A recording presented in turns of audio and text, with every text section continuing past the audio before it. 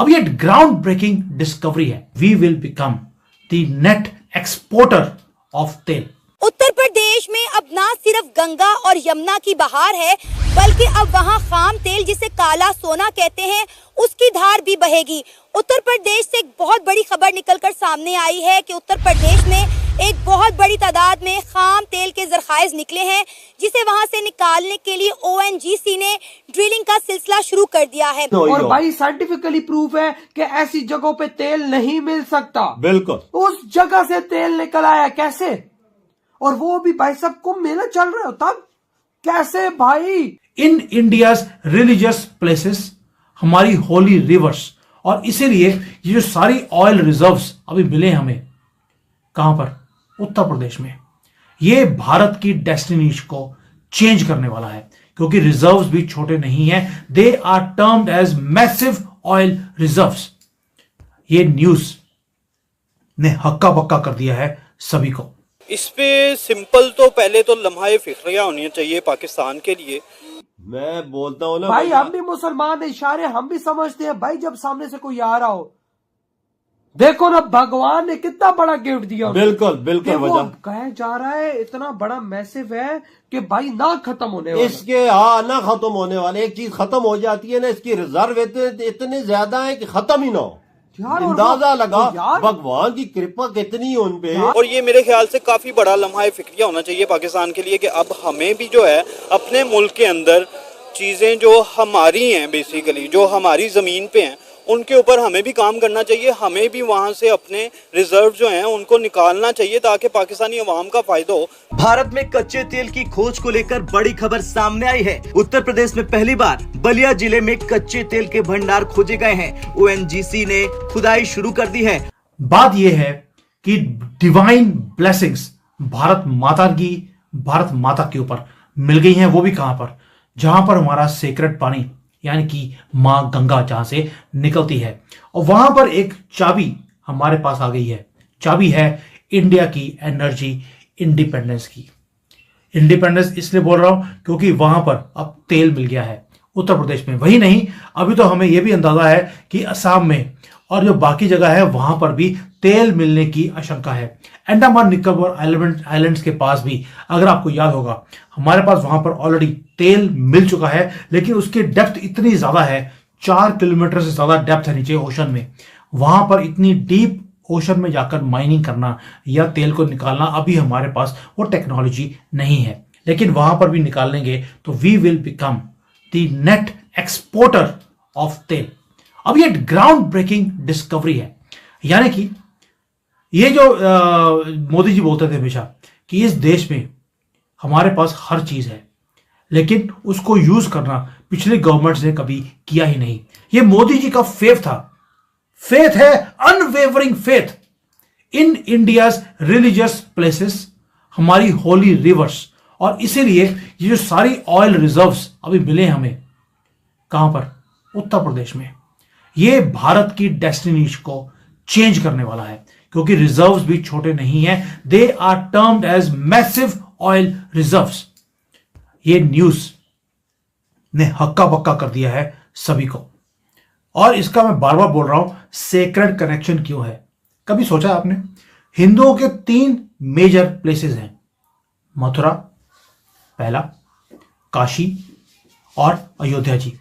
तीनों के तीनों उत्तर प्रदेश में आते हैं। गंगा जी भी मेजरली उत्तर प्रदेश में से ही निकल के जाती हैं, और वहीं पर हमें तेल मिला है, जबकि यहां पर तेल मिलने की कोई पॉसिबिलिटी थी ही नहीं। आपको जनरली समुद्र में मिलता है, रेगिस्तान में मिलता है, उपजाऊ जगह में नहीं मिलता। वहां पर तेल मिला है, इसलिए बोल रहा हूं इसका एक सेक्रेट कनेक्शन भी है कि जैसे मोदी जी कंसिस्टेंटली वो ऑनर करते हैं इंडिया के या भारत के, इंडिया नहीं बोलना चाहिए, वो तो डॉट्स वाला इंडिया है, भारत के जितने भी हमारे रिलीजियस प्लेसेस हैं, गंगा जी के प्रोजेक्ट को जैसे उन्होंने इंप्लीमेंट किया, मेडिटेशन जैसे करते हैं, कभी केदारनाथ में जाकर, कभी गंगा जी के तट पर, कभी महादेव के चरणों में। इसीलिए जो उनकी अनवेवरिंग डिवोशन है उसका रिवॉर्ड है। और रिवॉर्ड भी कैसे है कि आज स्पिरिचुअलिटी और साइंस दोनों इकट्ठे कर दिए मोदी जी ने। ONGC की जो लेटेस्ट सर्वे आया है उसमें पता लगा है कि हमारे पास जो सेक्रेट हमारे ये प्लेसेस हैं वहां पर एनर्जी है। ये स्पिरिचुअल एनर्जी तो मोदी जी ने इंक्रीज करी थी, वहां पर अब फिजिकल एनर्जी भी मिलनी शुरू हो गई। ये हमारी शायद प्रेयर्स हैं हमारी सनातनियों की जो फुलफिल हुई हैं। और लोसो नंबर्स जो होते हैं वो लाई नहीं करते, उसके पीछे एक स्टोरी होती है। करंटली आपको मालूम है कि भारत 85% अपनी टोटल रिक्वायरमेंट तेल की इंपोर्ट करता है। कितना? ऑलमोस्ट 2 करोड़ मेट्रिक टन्स हम इंपोर्ट करते हैं। ऑलमोस्ट 10 लाख करोड़ रुपए का हमारा खर्चा हर साल आता है तेल को इंपोर्ट करने में।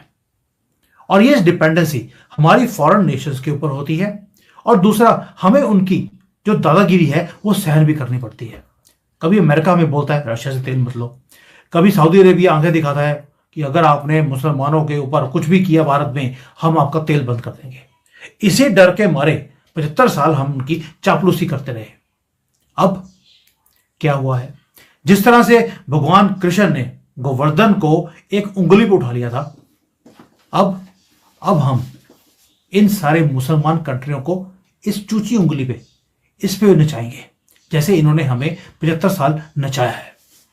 दोस्तों, ये स्ट्रेटेजिक अवेकनिंग है और कुछ भी नहीं है। ये विजन है मोदी जी का, जहां पर उन्होंने ओएनजीसी को खुला छोड़ दिया कि जाइए देश के अंदर जाकर आप तेल को, जितने भी वहां पर भंडार है हमारे पास, उनको निकालिए, उनको यूज कीजिए। और गंगा बेसिन में जाकर ये मिला है। एरिया था बलिया, वो भी उत्तर प्रदेश में। ये रीजन जो है ये यहां पर बहुत ज्यादा रिचुअल्स के लिए माना जाता है। और अब वहां पर एनर्जी सिक्योरिटी हमें प्रोवाइड करने का ये एरिया बनने वाला है। ये जैसे बोलते हैं ना, पत्थर 1000% सच बात ये वो। ओ भाई, ओ यार, ऐसी धरती से निकला है जो उगाने वाली धरती है, और जहां पर मतलब के कोई कभी जिंदगी में ऐसी चीज न हुई और हो। भाई साइंटिफिकली प्रूफ है कि ऐसी जगहों पे तेल नहीं मिल सकता। बिल्कुल। उस जगह से तेल निकल आया कैसे?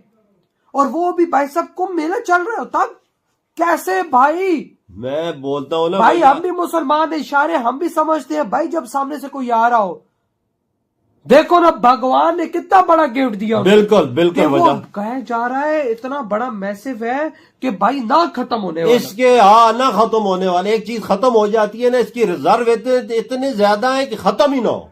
यार, अंदाजा लगा यार, भगवान की कृपा कितनी है उनपे। यार वो भी ऐसी जगह से जहां पर से भाई कोई साहब बनावो निशान- खेती बाड़ी होती है। बिल्कुल, उधर से तेल निकल आना। ये तो समुद्र से निकलता है, रेगिस्तान से निकलता है हाँ। भाई साहब।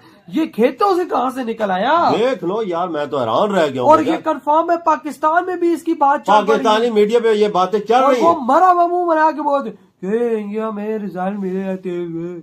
भाई सब मरे हुए मुंह से बोल रहे हैं वो। बिल्कुल सही बात है भैया। मतलब कि भारत बनने जा रहा है दूसरा अरब।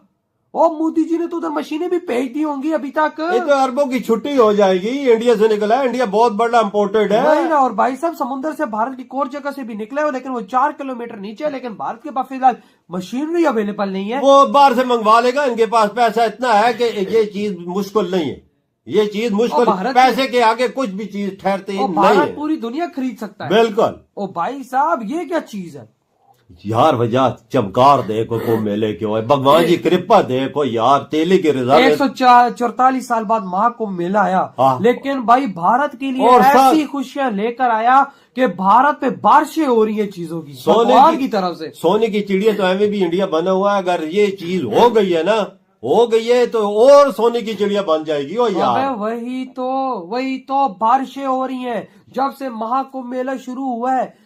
मैं कहता हूँ ये महाकुंभ मेले के दिन उठा के देख। बिल्कुल वाकई चमकार हो रहे हैं, वाकई हो आप रहे हैं। ये दिन उठा के देख लो भाई साहब, रिजर्व निकल रहे हैं। बिल्कुल। भाई क्या से क्या हो रहा है, भारत को दुनिया में एक अलग पहचान मिल रही है। ये देख, फिर दूसरी तरफ तेल निकल आए, उसके नजदीक ही हो यार। हाँ, ये गंगा तो जी बंदा के पास सोच भी नहीं सकता, खेती बाड़ी हो उधर से तेल। ये तो पहाड़ों से निकलता है, रेगिस्तानों से निकलता है, ऐसी जगहों से निकलता है जिधर शक हो। इधर शक भी नहीं था तब भी तेल निकल आया। कंफर्म खबर है। हाँ, और बिल्कुल जमीन के नीचे है। नहीं